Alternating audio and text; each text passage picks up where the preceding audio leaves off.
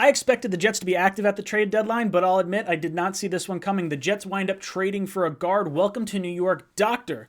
Laurent Duvernay-Tardif.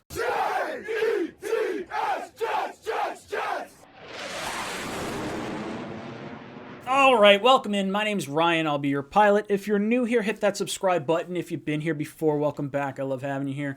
Boys and girls, I expected the Jets to be active at the trade deadline, although I didn't really expect this type of active. I was thinking more along the Marcus May or Jamison Crowder type of trade, but both those guys are still on the roster come the 4 p.m. deadline, and the Jets wind up making a move for another position of need, and that would be guard. So the Jets wind up sending tight end Daniel Brown to the Kansas City Chiefs for guard Dr. Laurent Duvernay-Tardif. Now, what does this mean? What does his contract look like? What did it free up money-wise? What does everything kind of look like here? Well, I'm going to refer to him as LDT because I can't say this name a bazillion times throughout this video and not screw it up. So LDT comes in, 30 years old, 6'5", 321 pounds. In 2019, that was the last time he played. He opted out to COVID last year. He graded out as a 57.2 overall on Pro Football Focus. Pass block grade was a 70.5. Run block grade was a 48.5. He's on a 1-year, about $1.3 million contract, being that we're halfway through the season.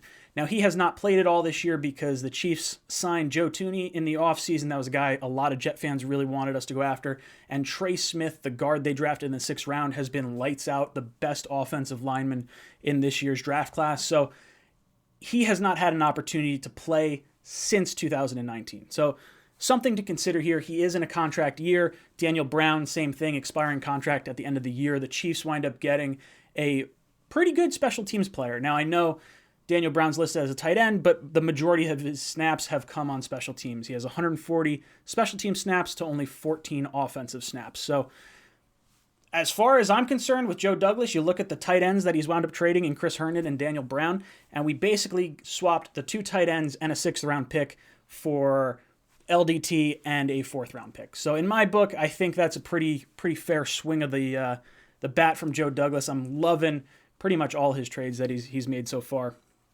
Some things to consider. Now, the contract year, prove it year, he wants to show everyone that he's still able to play at an NFL level.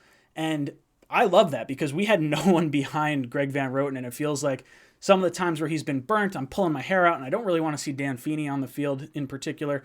But this guy, being stuck behind 2 really good players, that's the type of player you want to try and go out and get. Not to mention, he had to waive his no-trade clause. And if you're asking me, would I expect any player to waive their no-trade clause for the New York Jets at this point in time? I would have been pretty surprised. So it's, kind of cool to see that. Now, this is immediate competition for Greg Van Roten. I do think that LDT will eventually overtake GVR. Oh, man, we got all these different initials coming up right now. Too many hyphenated names. But I do think we will see improved play purely based on a competition standpoint. It probably means more playing time for Kenny Yeboah, which is kind of nice because a lot of us have really liked or really hoping to see what we could get out of him. I know he was a fan favorite after the draft last year.